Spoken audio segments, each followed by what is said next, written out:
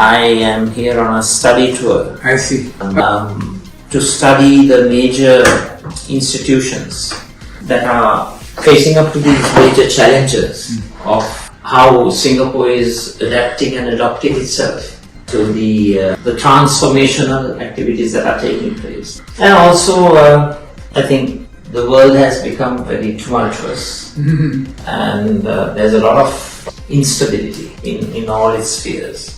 But I think Singapore as a country has, up to now, stood the test of time, having innovative leadership, thought-provoking ideas, and excellent policies that have basically, I wouldn't say faced up to all the challenges, but I think we try our best. We can never, we always make mistakes. So I'm a great admirer of Prime Minister Lee Kuan Yew. How has Singapore adapted and adopted itself to change, especially change in the international economic arena, the technology arena? How have you coped with Meta coming in, high technology coming in, robotics coming in? How have the manufacturing processes advanced itself? So the whole gamut of the economic growth process. How has Singapore adapted and adopted itself? Singapore is a small place. What we do here is quite transparent. We welcome others to come and learn from our studies, learn from our mistakes and our successes. And we learn from the studies of us too, because it provides an external view of who we are. We can't slow down the world, we can't change the world, we accept the world for what it is, and adjust to it. And if AI is becoming more and more important, we better know something about AI, get others to help us, the companies locate here, there'll be challenges, make the adjustments, learn from our mistakes, and move on. No one possesses a living, the future is not foreordained, and don't take liberties with ourselves. The key, I think, is national unity. If the people are united, then they can take a longer-term view of the future. Nitwa cyclone, the physical damage, the infrastructural damage to livelihoods and so on and so forth was immense. And that's also an area in which you can provide your expertise, because we have been calling for an international donor conference. But to no avail. An international donor conference to help assist Sri Lanka. As I said, the World Bank study itself has shown infrastructural damages to be 4.1 billion, but it's just a preliminary estimate. We believe that the numbers are much greater. And then how about the damage to livelihoods, people's ability to earn, so on and so forth. So these are areas in which I'm pretty sure that your expertise will be of great importance. How's the textile industry? More the garments industry. That's one of the highest export earnings that we have, and our major markets are the United States, the United Kingdom, the European Union. I see. So that's a very, very important industry. Yes. However, we have not managed to diversify our export destinations. The destinations should have been diversified so that your less risk-prone, much more risk-averse policy should have been followed, but that has not happened. But with the reciprocal tariffs that have been instituted by the US administration, that has created additional challenges. What did Trump put on Sri Lanka? So right now Sri Lanka has a 20% reciprocal tariff rate, but still that has basically imposed many challenges on the industry, new challenges, and there is now a more proactive approach to diversifying our export markets into other export destinations. Yes. All of us are learning that. Yeah. Not just Canada. That's right. How are your relations with India? Very close, Very close. very strong, very good, very productive. It is very helpful. Very helpful.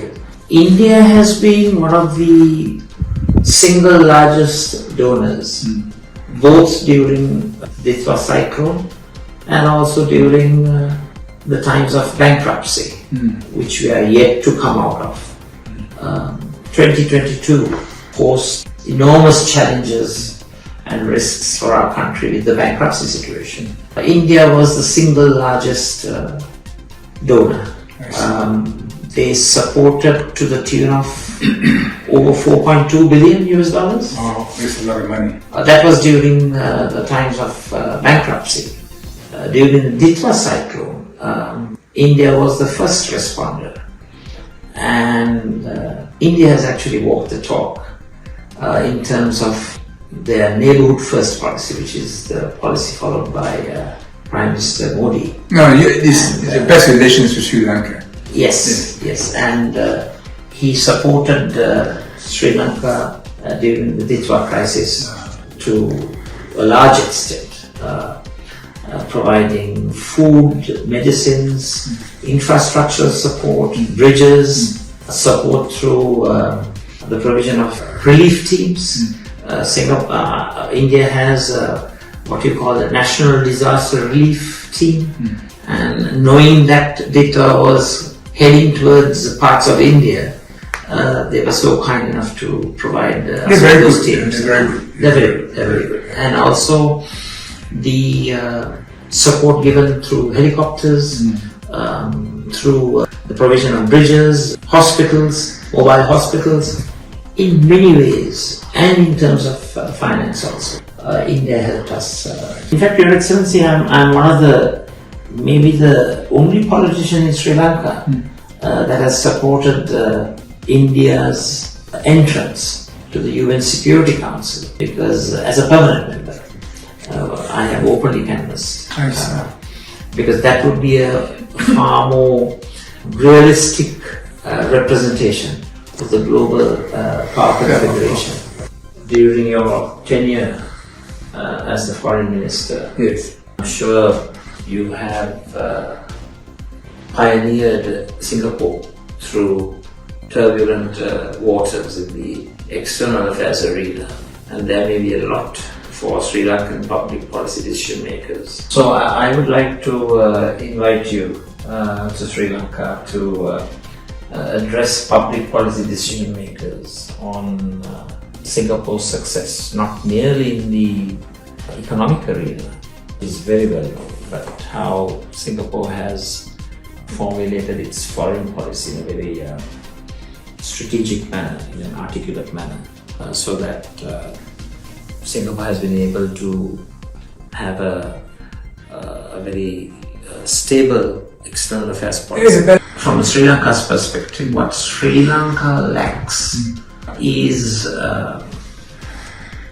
data-based, issue-based, case study-based, scientific decision-making processes, both in the economic arena and also in the political arena. Brilliant people. We have excellent people. But what I am referring to are structures, systems. Yes. The structures and systems need to be in place, and however much brilliant you are, if there are deficiencies and shortcomings in the systems and structures, then you have a big problem. So I would like to take this opportunity to invite you, which I'll do so also in writing, for you to visit Sri Lanka. This is from Sri Lanka's perspective, I want to tell you. I'm sure Singapore possesses the requisite expertise, the huge amount of talent that you need in trade negotiation, which is a specialized area in itself. In the medical arena, in the engineering arena, and many other professions, we have the world's best. But I think when it comes to trade negotiation, that's a speciality which is a unique speciality where we lack the talent. So I think your expertise in both foreign relations and foreign economic relations, which is basically trade relations, would be of great importance. I mean, Sri Lankans, especially public policy decision makers, can learn a lot from the experiences that you may have. I think Sri Lanka needs to have institutions akin to the Singaporean Civil Service College, which produces officials of very high capabilities. And the present setup, there again, I'm not happy with. I see. I think those are also improvements.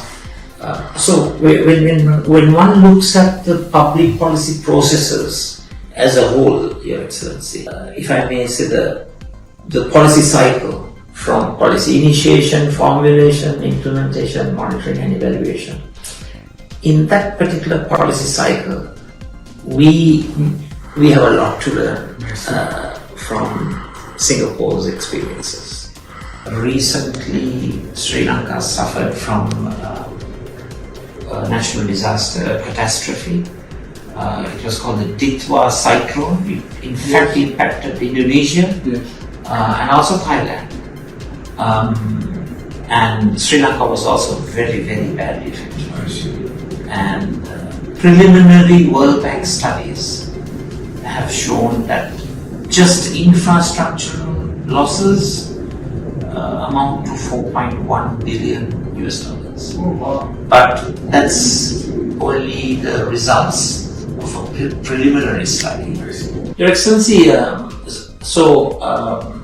in principle, would you be agreeable to do a workshop for public policy decision makers who are multi-partisan? We will make an open invitation to all 225 in Parliament to participate. And what's most important is to learn lessons from Singapore, to learn lessons from Singapore's economic miracle, to learn lessons from Singapore's experience with facing up to the challenges of new technology coming in, the AI revolution, how has Singapore adapted itself to the challenges faced by AI, which is enormous, and how Singapore has stood strong in the face of various challenges in the international economic sphere, international political sphere, and as you mentioned in your comments, you brought the concept of national unity, and we also believe that national togetherness, unity, cooperation, the diverse communities is most important. And first and foremost, Singapore's success story has been all are considered to be Singaporean, irrespective of their ethnicity, religion. Yes.